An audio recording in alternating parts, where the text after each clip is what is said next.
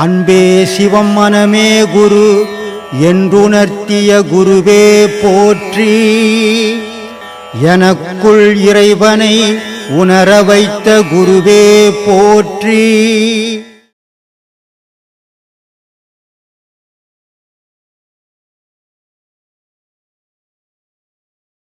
சாகா காலுன்னா காற்று. காற்று செத்ததே கிடையாது. நான் பல வீடியோக்களில் சொல்கிறேன், நம்ம உயிர் செத்ததே கிடையாது, உடல் தான் சாகுது. சாகா கால்னா காற்று, வேகா தலைன்னா ஆன்மா, போகா புனல்னா விந்து. இது நீ ரெண்டு மட்டும்தான் தெரிஞ்சுன்னு கேட்குறீங்க பொழுது. அதான் அவ்வளோ பெரிய அறிவாளி அவர், உன்னை கேட்டவர். இது முப்பொருள். இது சாகா கால், போகா புனல், வேகா தலை. இதை ஒன்றை விட்டுட்டார், சாப்பிட்டார். அவருக்கு தெரியல பாவம், என்ன பண்ணுறது, இன்னும் போன பொழுது வயசு. அதனால் இது மூணும் அழியா பொருள். விந்து உன் உடலுக்குள்ளவே அது அந்த மேகம் சூழ்ந்தா எப்படி இருக்கும், அந்த மாதிரி அனல் பட்ட உடனே அது உனக்குள்ளவே மறையும். காற்றும் அழியாது, உயிரும் அழியாது, உன்னுடைய ஆன்மாவும் அழியாது. அதனால் சாகா கால், அந்த மூச்சாகப்பட்டது எப்பவும் செத்ததில்லை. போகா புனல், அது வெளியே போனதும் இல்லை. வேகா தலை, அதை நெருப்போ கத்தியோ மழையோ எதையுமே அதை ஒன்றும் பண்ண முடியாது. அதனால் சாகா கால், போகா புனல், வேகா தலைன்னு பேர் சொன்னேன். பிரார்த்தனைன்றது நல்ல நம்பிக்கை, ஆனால் பிரார்த்தனைப்படி நடந்துக்கணும், அதுதான் நல்லது. ஆனால் பிரார்த்தனை மட்டும் பண்ணிட்டு விட்டுட்டிங்கன்னா அது மூட நம்பிக்கையாக மாறிடும். ஏன் சொல்கிறேன்னா, இப்போது பிரார்த்தனை எத்தனை விதமாக இருக்குது அப்படின்னா, நிறைய விதமாக இருக்குது. கணவன்கிட்ட மனைவி பிரார்த்தனை பண்ணுறா, எனக்கு இது வேணும் அது வேணும் இது செய்து கொடுங்கன்னு பிரார்த்தனை. தாய்கிட்ட பிள்ளைங்க பிரார்த்தனை, கடவுள்கிட்ட மனிதர்கள் பிரார்த்தனை. ஆனால் இந்த பிரார்த்தனைகள் சொன்னபடி நடந்துக்கணும். ஐயா நான் வரேன், கோவிலுக்கு வருவேன், ஆடி மாதம் 10ஆம் தேதி நான் கோவிலுக்கு வந்துடுறேன், போயிடணும். அப்படி போகலை, காசு கிடைக்கலைங்க, 10ஆம் மாதம் வரேன்னு சொன்னங்க, காசு கிடைக்கல, அதனால் அடுத்த வருஷம் போகலான்னுக்கிறேன்னா, ரோட்டில் நடக்கும்போது ஒரு கல்லில் போய் உன் கால் இச்சிக்கிச்சுன்னா கூட அந்த பிரார்த்தனையால் இச்சிக்கிச்சுன்ற எண்ணம் உனக்கு வந்துடும். அதனால் எதையுமே சொல்லக்கூடாது, ஆனால் சொன்னால் அதை செய்துடணும். செய்யலைன்னா உன் மனசே உன்னை கொல்லும். கடவுள் எங்கேயும் பழி வாங்கிறதில்லை. சொன்னதும் உன் மனம், உன்னை கெடுக்கிறதும் உன் மனம். அதனால் அந்த மனம் தெளிவாக இருக்கணும்னா சொன்னதை செய்துடு, இல்லைன்னா சொல்லாமல் கம்மனிரு. சொல்லு. கிருபானந்த வாரியார் சாமி கூட ஒரு இடத்துல சொல்லியிருக்கார், சாமி ஒரு மனிதனை இறைவன் சோதிக்கிறான் அப்படின்னா, இவ்வளோ வருஷமாக நான் இறைவனுடைய அடியில் தான் இருக்கேன், இறைவனுடைய புகழையே தான் பாடிக்கிட்டு இருக்கேன், ஆனால் ஒரு நாளும் என்னை இறைவன் என்னை சோதிக்கலை. ஆனால் உன்னை இப்போ இறைவன் சோதிக்கிறான் அப்படின்னாக்கா, கம்பி ராவி அதை பதமாக்குவாங்க இல்லைங்களா, ரம்பத்தை தேய்க்க தேய்க்க தான் கூர்மையான ஒரு இது கிடைக்கும். அப்போ தான் நம்ம அதை வச்சு ஒரு மரத்தை அறக்கவோ ஒரு இரும்பு அறக்கவோ பயன்படுத்துவோம். அந்த மாதிரி இறைவன் நம்மளை உரசி உரசி உரசி ஒரு நல்ல பக்குவ நிலைக்கு கொண்டு அதுக்கப்புறமா தான் அவர் அடியில் சேர்க்கறதுக்கான இது. கண்டிப்பாக கண்டிப்பாக. ஏன்னா சோதனை எப்படி வரனே தெரியாது. நம்ம சின்ன வயசில் ஒரு கதை ஒன்று படிச்சிருப்போம். என்ன கதை? ஒரு விறகு வெட்டி போனார் ஒரு காட்டுக்கு. அவர் விறகு வெட்டுறாரு. ஒரு விறகு வெட்டிக்கினே இருக்கும்போது அந்த கோடாரி கை தவறி போய் பக்கத்தில் இருக்கிற குளத்தில் வந்துச்சு. இப்போ இவர் ஓன்னு அழுகுறாரு. இருந்ததே ஒரே ஒரு கோடாலி, அதை வச்சு தான் நான் காலம் தள்ளிட்டு இருந்தேன். விறகு வெட்டுற இடத்துல போய் இப்படி ஆகிப்போச்சு, இனிமேல் என் நிலைமை என்ன ஆகிறது, இந்த விறகு வெட்டி தானே நான் என் குடும்பத்தை காப்பாற்றணும் அப்படின்னு ஓன்னு அழுகுறாரு.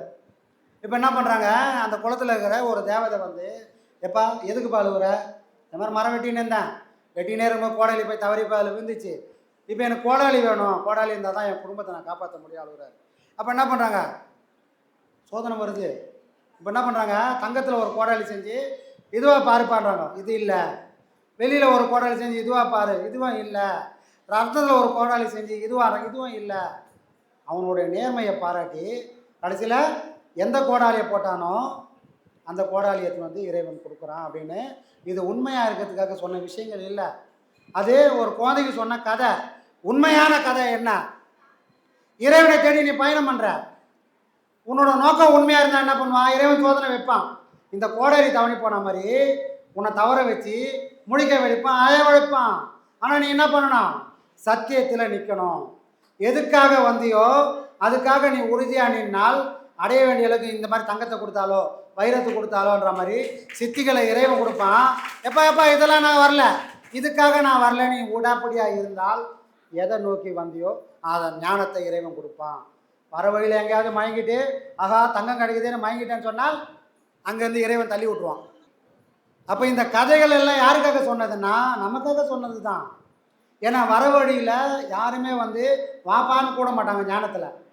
எப்படியாவது நம்மளை கீழே தள்ளி விடுறதுக்கான வேலைகள்லாம் பண்ணோம். அப்போ யாருக்கு எந்தெந்த விதமான ஆசைகள் இருக்கோ அந்த ஆசைகளை இறைவன் தூண்டி விடுவான். சரி இதை தாண்டி வரியா என்றதை அவன் சோதிப்பான். ஆனால் ஞானம்ன்றதை ஒன்று அடையணும்னா இவ்வளோ சோதனையும் நான் தாண்டி வந்தேன் நின்னா மட்டும்தான்.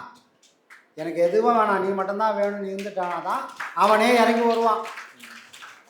வழியில் மயக்கத்தில் போயிட்டோம்னு சொன்னால் இறைவன் தள்ளி போயிடுவான். சரிங்களா? கவனமாக இருக்கணும். சோதனை செய்த ஒரு மாணவன் தான் அடுத்த வகுப்புக்கு போவான் அப்படின்றது வந்து சொல்லியிருக்காங்க. சோதனையை கஷ்டப்பட்டவங்களாம் அங்கேயே உட்காந்து முக்கின்னு இருப்பான்.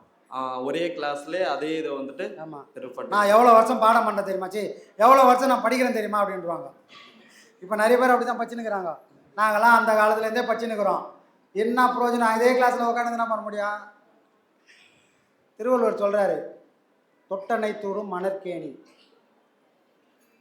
என்ன சொல்கிறாரு? ஒரு கிணறு சுரக்கணும்னா நீ என்ன பண்ணால் தோண்டிக்கினே இருக்கணும். அது சும்மா வந்துடாது அந்த தண்ணி. ஏன் உள்ளே வச்சுக்கிற எத்தனை போய் இறைவன் மேலேயே வச்சுருந்தா எவ்வளோ வசதியாக இருந்திருக்கும். மேலேயே வச்சுருந்தா என்ன இருக்கும்? இயற்கையாக இறைவன் எல்லாத்தையும் மேலேயே கொடுத்துட்டான். ஆனால் மனுஷனோட குணாதிசயம் மேலே இருக்கிற எல்லா பொருளையும் அழிச்சிட்டு அதை தேடி கீழே போயிட்டான். தண்ணியை மேலேயும் இறைவன் வச்சுட்டான், பூமிக்கு அடியிலையும் இறைவன் வச்சுட்டான். எப்போ பூமிக்கு அடியில் நான் தேடி போனேன்? மேலே இருக்கிற எல்லாத்தையும் கெடுத்ததுக்கப்புறம் இனிமேல் மேலே ஒன்றுமே இல்லை, சரி பூமியில் போவோன்னு கீழே தோண்டி போகிறான். இதை ஏற்கனவே மேலே வச்சுருந்தா மொத்தமாக முடிச்சுட்டு இருப்பான் சோழியை. அப்போது நீ தோண்டி தோண்டி எடுத்தால் தான் கிணத்தே ஊது வரும். அந்த மாதிரி நாம் படிக்கக்கூடிய கல்வி நமக்கு அறிவை கொடுக்கணும். நான் படிக்கிறேன், இவ்வளோ வருஷம் படித்தேன்னு உனக்கு அறிவு வராமல் நீ படிச்சுன்னு இருந்தனா பலன் இல்லை.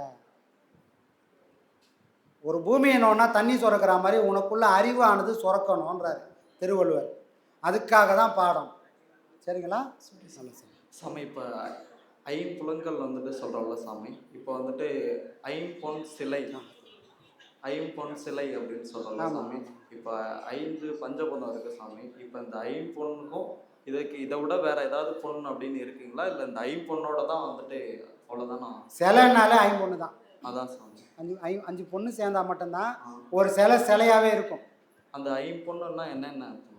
தங்கம், வெள்ளி, செம்பு, ஈயம், வெங்கலம். இது 5மே சேர்ந்தது தான் வந்துட்டு சிலையாக இருக்கும்.